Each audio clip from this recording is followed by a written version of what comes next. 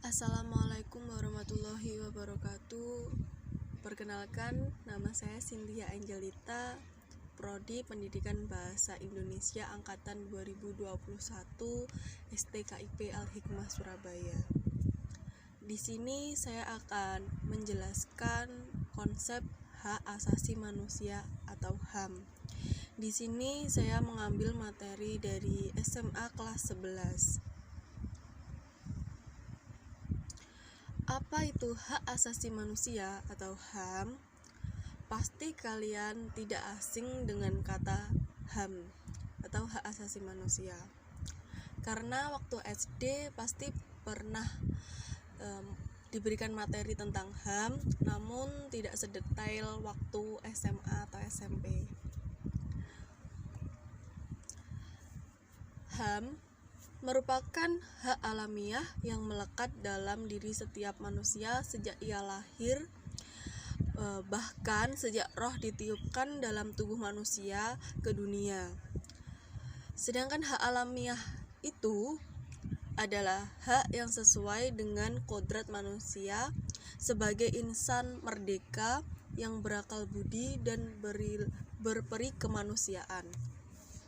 Selain itu, banyak sekali tokoh yang mendefinisikan HAM. Contohnya tokoh Profesor Darji Darmo Diharjo. Beliau mendefinisikan HAM adalah hak-hak asasi manusia adalah hak-hak dasar yang dibawa manusia sejak lahir sebagai anugerah Tuhan Yang Maha Esa.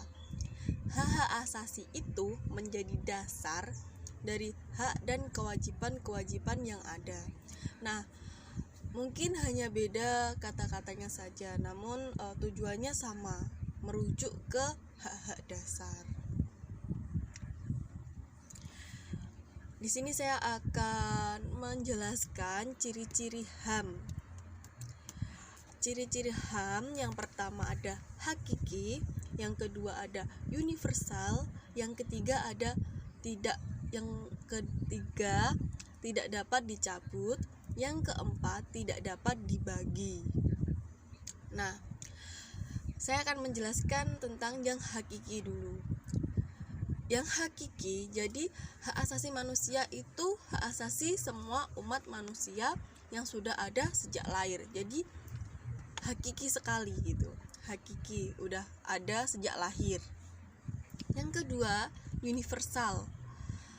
Universal itu hak asasi manusia berlaku untuk semua orang tanpa memandang status, suku bangsa, gender, atau perbedaan lainnya.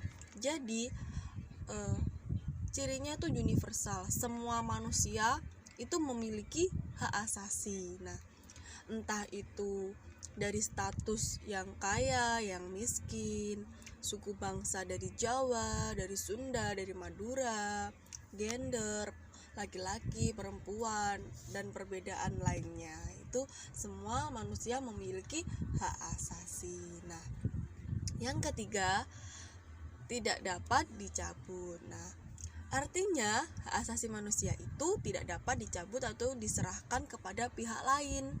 Jadi kita itu memiliki hak asasi manusia, hak asasi ya itu milik kita, tidak bisa diserahkan kepada pihak lain, dan kita itu memiliki hak itu dan tidak dapat dicabut oleh orang lain juga. Yang keempat, tidak dapat dibagi. Nah, tidak dapat dibagi ini semua orang berhak mendapat semua hak, apakah hak sipil dan politik atau hak ekonomi, sosial dan budaya. Jadi manusia itu memiliki hak-hak itu, dari hak sipil, politik, hak ekonomi, sosial dan budaya. Jadi hak itu tidak dapat dibagi. Yang selanjutnya ada Undang-Undang Nomor 39 Tahun 1999 tentang HAM pada pasal 9 sampai pasal 66 yang mencangkup pertama yang mencangkup 10 hak dasar manusia.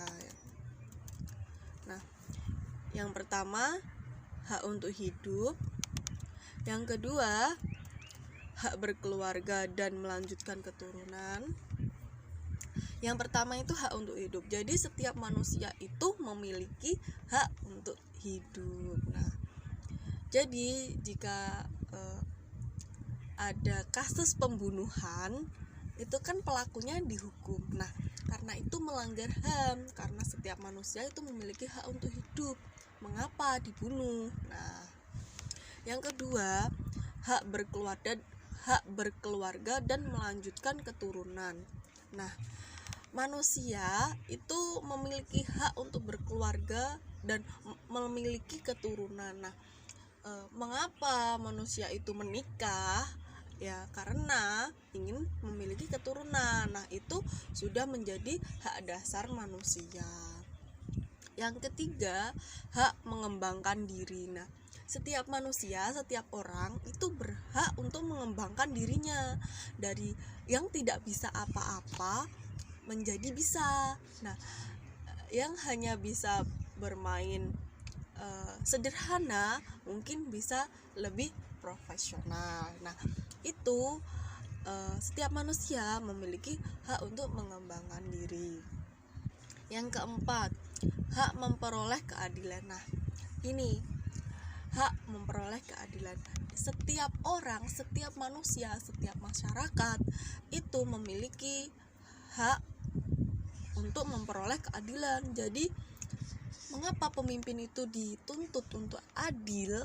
Karena hak masyarakat, hak semua orang, hak manusia itu memang memperoleh keadilan. Nah, yang kelima, hak atas kebebasan pribadi. Nah, setiap manusia memiliki kebebasan tersendiri. Nah, bukan artinya bebas tidak mengikuti aturan, tapi bebas dalam arti bebas untuk berekspresi atau lainnya, tapi dengan catatan tidak melanggar aturan.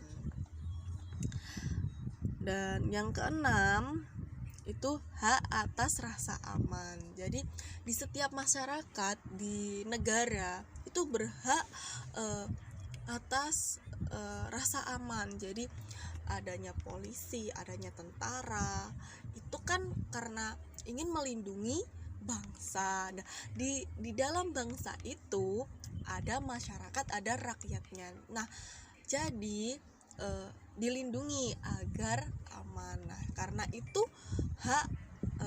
itu dasar hak manusia. Yang selanjutnya, yang ketujuh, hak atas kesejahteraan. Nah, hak atas kesejahteraan ini memang itu haknya setiap orang, karena setiap orang pastilah ingin merasa sejahtera kan ya. Jadi setiap orang itu memiliki hak atas kesejahteraannya. Yang kedelapan, hak turut serta dalam pemerintahan. Jadi setiap orang itu memiliki hak untuk berperan dalam pemerintahan, seperti DPR, MPR, presiden, dan lain-lain. Itu semua orang bisa, tapi itu kan ada ketentuan-ketentuannya. Nah, jadi untuk menjadi atau menjabat di pemerintahan itu hak semua manusia, maksudnya hak rakyat. Tapi rakyat itu harus memenuhi ketentuan-ketentuan yang ada. Yang kesembilan, hak wanita. Nah, hak wanita di sini kita menyinggung tentang wanita. Karena mengapa? Karena wanita lebih lembut daripada laki-laki. Bukan lemah ya, tapi wanita lembut, bukan lemah. Mengapa wanita harus dilindungi? Karena di zaman sekarang, enggak zaman sekarang juga sih, udah dari dulu itu banyak sekali kasus-kasus yang menyangkut tentang wanita, entah itu pencabulan, pemerkosaan, dan lain-lain. Itu wanita sangat rawan sekali. Nah, maka dari itu dibuatlah hak untuk wanita. Yang selanjutnya, yang terakhir, yaitu hak anak. Nah, di sini kita membahas tentang hak anak. Hak anak sendiri, setahu saya ya, setahu saya itu kan anak kan butuh perhatian, butuh dinafkahi dan lain-lainnya. Nah, hak anak sendiri ini agar kasus-kasus yang menyangkut anak, kan sekarang banyak sekali kasus pembuangan anak dibuang, anak tidak dinafkahi, anak dianiaya. Nah, maka dari itu anak memiliki hak untuk bahagia juga, dan hak itu melindungi anak itu, seperti itu. Nah, 10 hak dasar manusia itu tercantum di dalam Undang-Undang Nomor 39 Tahun 1999 tentang hak asasi manusia pada pasal 9 sampai pasal 66 yang mencangkupnya. Selanjutnya, landasan hukum HAM. Sebenarnya landasan hukum HAM itu banyak juga sih. Ini cuma saya paparkan segini karena di PPT pun juga tidak cukup. Yang pertama, landasan hukum HAM adalah Pancasila, terutama sila kedua, kemanusiaan yang adil dan beradab. Mengapa terutama Pancasila? Karena Pancasila yang kedua itu mencangkup kemanusiaan. Kemanusiaan itu rasa kemanusiaan yang adil dan beradab, yang butuh keadilan dan memiliki adab. Yang kedua, Undang-Undang Dasar Republik Indonesia tahun 1945 pasal 27 sampai 34 dalam bab 10A pasal bab A 10A pasal 28A sampai dengan J, perubahan kedua Undang-Undang Dasar Republik Indonesia tahun 1945. Yang selanjutnya, TAP MPR Republik Indonesia nomor 2/MPR/1993 tentang GHBN.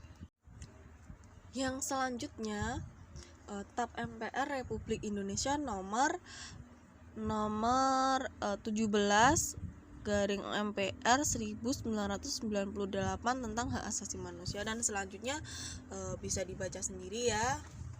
Ada Undang-Undang Republik Indonesia nomor 5 tahun 1998, ada Undang-Undang Republik Indonesia nomor 39 tahun 1999 tentang HAM, Undang-Undang Republik Indonesia nomor 26 tahun 2000 tentang pengadilan HAM, dan ada keputusan Presiden Republik Indonesia nomor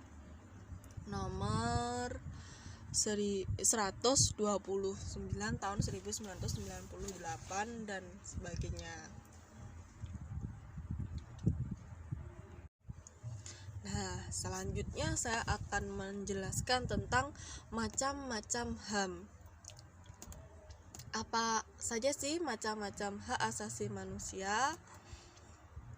Yang pertama ada hak asasi pribadi. Nah, hak asasi pribadi ini mencangkup kebebasan masuk dan mengikuti organisasi. Yang kedua, kebebasan mengeluarkan pendapat. Yang ketiga, kebebasan untuk memilih memeluk dan menjalankan agama serta kepercayaannya. Kebebasan pribadi ini mencakup 3 hal itu. Nah, yang kedua adalah tadi hak asasi pribadi itu menyangkut 3 hal yang sudah saya sebutkan tadi. Yang selanjutnya adalah hak asasi politik. Itu mencangkup hak menjadi warga negara, hak untuk memilih dan dipilih di pemilu, pilkades dan lain-lain. Yang ketiga, hak untuk masuk dan mendirikan partai politik. Selanjutnya, hak asasi ekonomi. Hak asasi ekonomi ini meliputi hak memiliki, mencari, dan mengumpulkan kekayaan. Yang kedua, hak kebebasan memilih pekerjaan. Jadi setiap manusia itu bebas untuk memilih pekerjaannya asalkan halal. Yang ketiga, hak untuk menjual, membeli, dan menyewa. Yang selanjutnya, yang keempat, yaitu hak asasi hukum. Hak asasi hukum itu meliputi hak untuk mendapat perlakuan yang sama dalam hukum dan pemerintah. Nah, di hak asasi hukum ini setiap manusia itu mendapat perlakuan yang sama dalam hukum. Jadi tidak membedakan status, ras, agama, warna kulit, dan lain-lain. Jadi itu dipukul sama rata dalam arti kita semua manusia, kita semua orang biasa. Intinya kita semua itu ciptaan Tuhan yang tidak sempurna. Jadi kita harus diperlakukan yang sama dalam hukum. Jangan malah ya hukumnya yang lebih diutamakan yang memiliki nama gitu. Jadi hukum itu harus perlakuannya sama, dan pemerintahan juga. Selanjutnya, hak sosial dan budaya. Di dalam hak sosial budaya ini mencangkup hak untuk mengembangkan dan berpartisipasi dalam kebudayaan. Yang kedua, hak untuk mendapat perlindungan terhadap karya cipta. Nah, jadi mengapa orang-orang yang menyalin atau plagiat terhadap hak karya cipta itu ada pidananya? Karena itu udah mencangkup hak asasi manusia, udah ada dalam hak asasi manusia bahwa manusia itu kan berhak untuk berkarya. Nah, karya itu berhak juga untuk dilindungi. Yang ketiga, hak yang mencangkup hak sosial dan budaya itu yang ketiga, hak untuk mendapatkan pendidikan, kesehatan, kesejahteraan, dan pendidikan yang lain. Jadi setiap manusia itu memiliki hak untuk mendapat pendidikan, hak bersekolah, dan memiliki mendapatkan kesehatan, terus itu mendapatkan kesejahteraan dan pendidikan yang lainnya. Yang selanjutnya, hak dalam tata cara peradilan dan perlindungan. Nah, hak asasi dalam tata cara peradilan dan perlindungan itu mencakup hak untuk mendapatkan peradilan dan perlindungan dalam penahanan, penangkapan, peradilan, penyitaan, dan penggeledahan.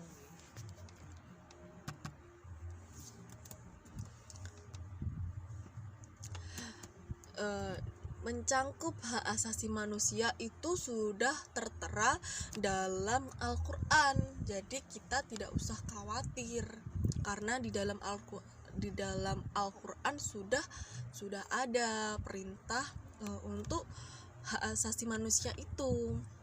Contohnya di Quran surat An-Nahl ayat 90, yang artinya sesungguhnya Allah menyuruh kamu berperilaku adil dan berbuat kebajikan, memberi bantuan kepada kerabat, dan Dia melarang melakukan perbuatan keji, kemungkaran, dan permusuhan. Dia memberi pengajaran kepadamu agar kamu dapat mengambil pelajaran. Nah, dari kata-kata kamu berlaku adil dan berbuat kebajikan, memberikan bantuan kepada kerabat, dan dia dan Allah melarang melakukan perbuatan keji, kemungkaran, dan permusuhan. Karena itu kan menyangkut hak asasi manusia. Hak asasi manusia kan manusia harus diperlakukan adil, harus berbuat kebajikan dan saling membantu. Dan Allah juga melarang kita berperilaku keji, berbuat keji, kemungkaran, dan permusuhan. Mungkin cukup itu yang dapat saya sampaikan, yang dapat saya jelaskan. Kurang lebihnya saya meminta maaf setulus-tulusnya. Saya akhiri. Wassalamualaikum warahmatullahi wabarakatuh.